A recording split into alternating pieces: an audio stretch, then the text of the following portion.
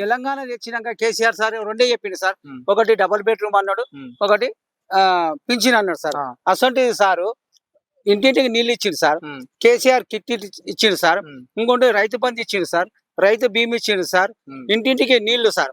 నీళ్లు మళ్ళా 33 జిల్లాలు చేసిండు సార్. 33 జిల్లాలలో 33 మెడికల్ కాలేజీలు సార్. అంటే రేపు ఫ్యూచర్ అయిపోయి షుగర్ బీపీలు అందరికి వస్తుంది సార్. అలాంటివి ఉండొద్దని మన రైతు బిడ్డల్ని అనుకో మన ఊరు జనాన్ని ప్రతి ఒక్కరిని డాక్టర్ చేయాలని సార్ కోరిక సార్.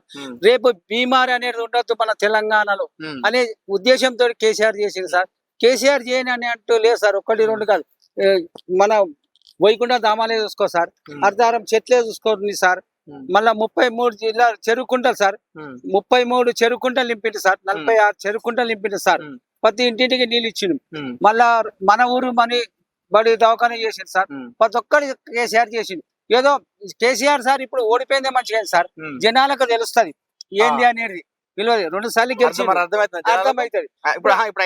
అర్థమైంది సార్. అందరు ఆడవాళ్ళు బస్సులు ఎక్కిళ్ళు. బస్ ఎక్కితే మీద అన్నమాట బస్ ఫీరీ ఎందుకు పెట్టిండు, వేస్ట్ పెట్టిండు బస్ ఫీరీ.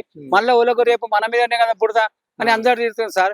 అసలు బస్సు ఫీరీ అనేది లేదు సార్. అదే బస్సు ఫీరీ పెట్టి వదలు ఓ రేషన్ బియ్యం మీద ఒక 10,000 ఇయ్యను ఉంటుంది, ఒక 5,000 ఇయ్యను ఉంటుంది, లేకపోతే రేషన్ పని ఫీరీ పెట్టాను. మరి ఇవన్నీ మంచిగా చేసిండు, మరి ఎందుకు ఓడిపోయాడు కేసీఆర్? నేను అంటున్నా కదా సార్, దేవునికి అసలు మన ప్రాణం పట్టినట్టు. అప్పుడు దేవతలను ఆయన భయపట్టి నేను రాజ్యం వెళ్తా అని కూర్చుంటాడు కదా సార్. దేవుళ్ళని కట్టేసి ఆయన వెళ్ళాక ఏమో అదే ఏదో పేరు సార్ ఆయనది కూర్చుంటాడు. లాస్ట్ కి ఏమైతే ఆయన కూడా తెలవాలి ఏంది అనేది. అటు తర్వాత భస్మం అయిపోతాడు. ఆయన నెత్తిలో ఆయనే చేపెట్టుకొని భస్మం అయిపోతాడు. ఇది ఉపరా చేతి వాళ్ళు చేసేది సార్. కాంగ్రెస్ వాళ్ళు అన్ని వాళ్ళ చేతిలో వాళ్ళు నెత్తిలో చేయబెట్టుకున్నట్టే. కేసీఆర్ సార్ విలువ ప్రతి ఒక్కరు తెలిసిపోయింది. మళ్ళీ కేసీఆర్ సార్ తోటి నేను 95లో తిరిగినా సార్.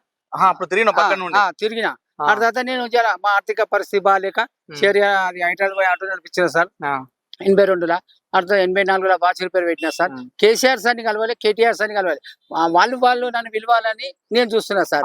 ఇప్పటికైతే మీరు కలవలేదు. మరి గిన్ని సభలో పోతున్నావు కాకాను కలవలేదు సార్. నేను ఇది మన ఇప్పుడు ఇంత డిఫరెంట్ గా అనిపిస్తున్నావు, నేను ఎందుకు గుర్తుపడలేదు మరి సార్? మన రాతలు ఉండాలి ఏది కానీ, ఈయన బాకీ ఉండాలి సార్.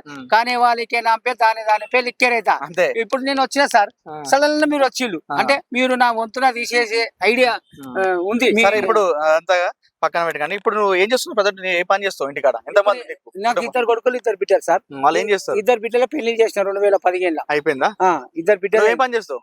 నేనా సార్ ఇక బిఆర్ఎస్ పార్టీలో తిరుగుతా, సైడ్ లా ఇక ప్లాట్ల దాంట్లో అది చేస్తా సార్. అంతేనా? ప్లాట్ల బిజినెస్ చేస్తా. చేస్తా. ఆర్థిక పరిస్థితి ఓకే సార్. మాకు సొంత బిల్డింగ్ ఉంది, 2 అంతస్తుల బిల్డింగ్ చర్య, అది సిద్దిపేటలో. కేసీఆర్ గురించి మంచోడు అని చెప్పి నువ్వు ఇట్లా తిరుగుతున్నా, ప్రచారం చేస్తున్నా.